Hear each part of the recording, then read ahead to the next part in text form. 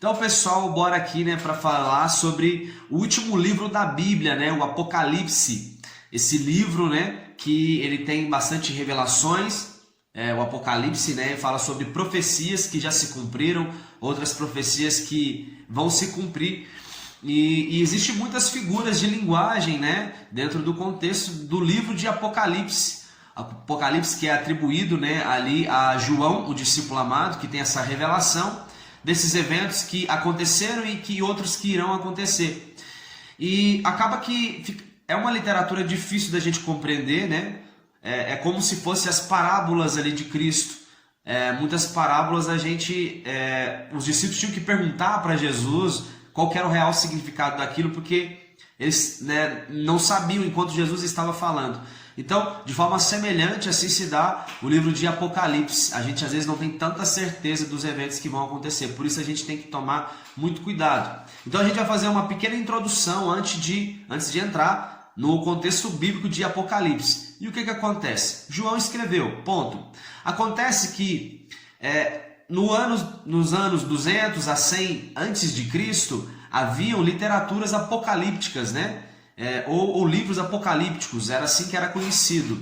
Então, naquela época, o povo de Israel estava regressando do exílio babilônico. Então eles esperavam, né, que fosse restaurado, houvesse uma idade de ouro, onde o trono de Davi fosse restituído. Então essas literaturas eram bastante aceitas, porque elas falavam disso, falavam de um reino que seria restaurado. Mas acontece que a autoria desses livros apocalípticos era dado como visões que anjos haviam dado, ou até mesmo profetas do passado, como Esdras, como Moisés, como, né, Abraão.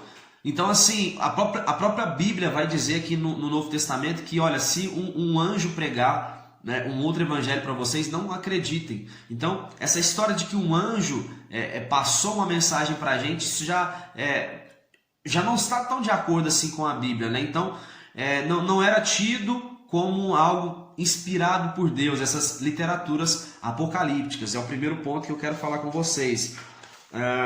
Outra coisa também que existe pelo menos duas diferenças, né, entre os livros apocalípticos e o Apocalipse de João. Porque o Apocalipse de João, né, João ele não emprega um pseudônimo, ele deixa bem claro sua identidade. Olha, Deus falou comigo, discípulo amado, sou eu fui testemunha ocular, eu presenciei tudo. E outra coisa que tem de diferença, a primeira diferença, João não aplicou de pseudônimo, ele colocou a sua identidade, né? Sou eu que estou recebendo essa profecia. E outra coisa que ele disse é que essa mensagem que ele recebeu não derivava de um anjo, mas foi o próprio Deus que ditou para ele as coisas aqui, né? O anjo que está descrito aqui em Apocalipse, ele está com letra maiúscula, e sempre quando ele está com letra maiúscula, quer dizer, faz uma alusão a Deus Pai ou ao próprio Jesus, entende? Então, foi o próprio Deus que ditou ali o Apocalipse para João, certo? Então, né, a gente tem que tomar muito cuidado. Outra coisa, né, que eu mencionei antes, mas essa questão de que muitos fizeram talvez pegaram profecias aqui e colocaram elas como, olha, é certeza que esse evento representa isso. Então, o que Halley, né, vai dizer aqui para a gente tomar cuidado, né? Eu estou me baseando aqui no manual de Halley, e ele vai dizer para a gente tomar cuidado com essas interpretações, porque são semelhantes às parábolas que Jesus contava, né? Então, assim, antes de acontecer, de Jesus ter sido revelado, nós vemos ali em 1 Pedro, capítulo 1, versículo 10, que o povo ainda não tinha tanta certeza. Havia tantas revelações, né, de quem seria o Cristo, mas ainda as pessoas não tinham essa total certeza de quem era ele. Mas depois que ele veio, aí você pega agora, né, remonta as profecias, e aí agora realmente faz muito sentido. Mas antes de acontecer, ninguém tinha toda essa certeza. Compreende? Então, né, nessa tônica aqui gira o livro de Apocalipse, né, e vamos continuar aqui. Então, o Apocalipse está centralizado em Jesus. Do início ao fim ele vai falar sobre a pessoa de Jesus, da sua vinda, ele vai restabelecer o reino.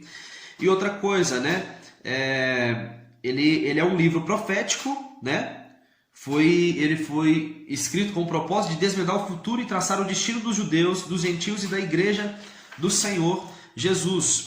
Então, o Apocalipse ele é um livro muito prático, né? A gente, embora tenha bastante figuras de linguagem, a gente consegue entender porque fala sobre a ira de Deus, mas ele vai falar que no final vai haver novos céus e nova terra. Então, esse livro é uma mensagem poderosa para aqueles que esperam Cristo, mas é de agonia para aqueles que não esperam nele. Entende? Então, o Halley ele começa a falar isso, né? Ele fala sobre essa questão também da gente ter humildade para poder entender esse livro, né? Ele fala, mais uma vez, ele repete sobre isso, para a gente não querer pegar interpretações no achismo, né?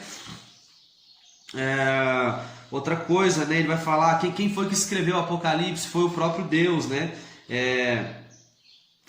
Vai dizer assim, o próprio Deus escreveu o Apocalipse em conformidade com a primeira declaração do livro, que vai dizer, né, que Deus ditou mediante Cristo e enviou o seu anjo até João, que escreveu o livro completo às 7 igrejas. Então o próprio Deus escreveu essa carta que revelou isso para João. E havia algumas pessoas, né, alguns críticos na época, que diziam que isso não parecia, né, mais que uma fantasia irreal, religiosa, né? Mas não é isso que a gente acredita, né? O livro é exatamente aquilo que ele declara ser, né? Algumas suas passagens estão entre as mais sublimes e preciosas da Bíblia, né? Sua grandeza culminante leva a história bíblica a um encerramento apropriado, né? Onde Deus ele vem buscar a sua igreja. Então, nós cremos que o final desse livro está em conformidade com o Deus que nós servimos. Agora, quando que esse livro ele foi escrito? Ele foi escrito ali na ilha de Patmos, né? João estava ali exilado na ilha de Patmos, né? Provavelmente quando era o reinado ali de Domiciano, ele iniciou uma perseguição contra a igreja. Então João ficou ali, né, encarcerado ali na ilha de Patmos, até que quando ele foi solto. Então, alguns acreditam que quando ele foi solto, ele regressa para sua cidade, que era em Éfeso. Alguns acreditam que ele escreveu sua carta, esse livro, em Éfeso. Outros já acreditam que ele escreveu à medida que ele estava tendo as visões. Quando ele declara assim, olha, eu estava na ilha de Patmos, então dá a entender que ele escreveu quando ele estava em Éfeso. Mas quando a Bíblia está dizendo assim, ó, vai dizer em Apocalipse, Deus dizendo para João, escreva, então dá a entender que ele escreveu ali na hora, né? Então, existem essas duas interpretações. Então, a igreja na época aqui do Apocalipse, ela estava com 66 anos de idade e ela estava sofrendo grandes perseguições. Perseguições que começaram, né, há 30 anos atrás ali com Nero, né? Nero perseguiu muito os cristãos, matou, incendiava os cristãos, jogava ele para as feras, né, no Coliseu. E depois nós temos ali um outro imperador chamado Domiciano, né? Esse também fez suas perseguições, matou mais de 40 milhões ali de cristãos, né? E depois nós temos Trajano, que aí ele já abranda um pouco mais, ele não persegue de forma assim, de uma forma mais agressiva os cristãos, mas ele aceitava denúncias contra cristãos. Então ainda havia, né, essa perseguição aqui, mesmo nos anos ali de Trajano, que era 98, mais ou menos 98 depois de Cristo, né? Então, João ainda estava vivo nesses dias. E outra coisa, a igreja ela estava caindo em apostasia, né, em corrupção, certo? Então, por isso que essa carta de Apocalipse ela fazia muito sentido ali também, né, na época, para os cristãos que ainda, né, os cristãos ali da época. E uma vez que ali no capítulo 2 a Bíblia vai dizer que o Espírito escrevia, né, para uma igreja, mas ele dizia no final, olha, e assim, dê atenção para que o Espírito Santo diz às igrejas hoje, certo? Ele dava essa mensagem final para que o anjo de Deus, né, o Espírito Santo, não me lembro agora como que é mencionado aqui, falava às igrejas, né, e não somente a uma igreja. Outra coisa, né, que ele vai dizer, ele vai falar sobre as interpretações pessoais principais, né, do Apocalipse. Então o livro ele vai dizer para que as igrejas elas ouçam aquilo que o Espírito está dizendo, né, a todas elas e não somente a uma delas, né? Porque a mensagem era distribuída ali revelada, né, para uma porção, para cada igreja, para cada uma das 7 igrejas. Mas no final a mensagem era para que todos ouvissem o que o Espírito dizia às igrejas e não somente a uma igreja, certo? Outra coisa também que Halley vai dizer aqui é sobre a questão das interpretações, né? Existem ali quatro principais interpretações que era mais comumente usado para interpretar o Apocalipse, claro. Vamos lá. A primeira era uma interpretação futurista, a outra, a segunda, idealista, a terceira, preterista e a outra, histórica. Então vamos por partes. A idealista, o que significava esse tipo de interpretação? Separa o Apocalipse totalmente de qualquer referência a eventos históricos, quer dos dias de João, quer dos tempos do fim, ou de qualquer período entre os dois. É considerado uma representação em linguagem altamente figurada dos grandes princípios do governo divino e do bem que vence o mal. Ou seja, não tinha nada a ver com eventos históricos que já tinham acontecido ou tempos do fim. Sabe? Simplesmente falava era uma representação, né, entre o bem e o mal. Essa era um tipo de interpretação idealista. Essa era a ideia que colocaram, que era uma representação do princípio de governo, do governo divino vencendo o mal, certo? E são princípios que eram aplicáveis em todos os tempos e não a evento futuro necessário. Tá, essa é a primeira interpretação idealista. Agora a segunda, a preterista. Considera que o Apocalipse se refere aos dias de João, ou seja, os dias que o Império Romano dominava ali sobre o povo. Somente a esse período, entende? Então, né, essa é a visão preterista.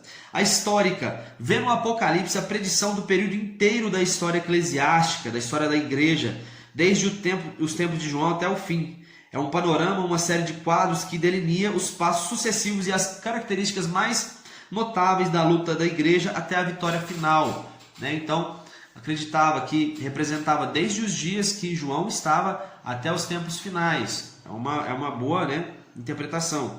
Interpretação futurista centraliza o Apocalipse na sua maior parte no tempo da vinda do Senhor e do fim do mundo, jogando sempre para eventos futuros, coisas que ainda vão acontecer. Não tem nada tipo acontecendo agora. A histórica acredita que poderia estar acontecendo no tempo aqui que João, né, ainda vivia. Agora a futurista não, eram eventos futuros, né? E outra coisa, essa opinião futurista é a mais amplamente sustentada nas igrejas evangélicas e é o fundamental primário para o restante estudo do Apocalipse, né? Questão de eventos futuros. E é importante dizer que o manual de Halley vai dizer assim que Halley mesmo em vida ele não concordava com nenhuma dessas 4 interpretações, certo? O Apocalipse, para a gente finalizar, ele constitui-se em 3 partes. A primeira parte diz, olha, escreva pois as coisas que você viu, ou seja, as coisas como eram nos dias de João, que já tinham acontecido, inclusive sua visão de Cristo. Ponto. Primeiro ponto do livro de Apocalipse. Agora o segundo e terceiro, no capítulo 2 e 3 melhores, né, vai falar as presentes, vai falar sobre as igrejas, representada pelas 7 cartas às 7 igrejas da Ásia Menor, né? Vai falar da condição que as igrejas estavam naquela época, né? E a gente vai ler a carta, o livro, a gente vai ver que essas cartas falam sobre as igrejas, coisas que elas estavam fazendo de bom, mas o que elas precisavam melhorar, certo? E o quarto e último ponto, que vai ali, né, do capítulo 4 até o 22, vai falar sobre o que deve acontecer, né? Então abrange eventos que ainda serão revelados a partir do fim da igreja, da era da igreja, até serem estabelecidos novos céus e nova terra. Então, pessoal, feito essa pequena introdução aqui, a gente vai adentrar então no contexto bíblico de Apocalipse, beleza? Então fiquem com Deus aí e até mais.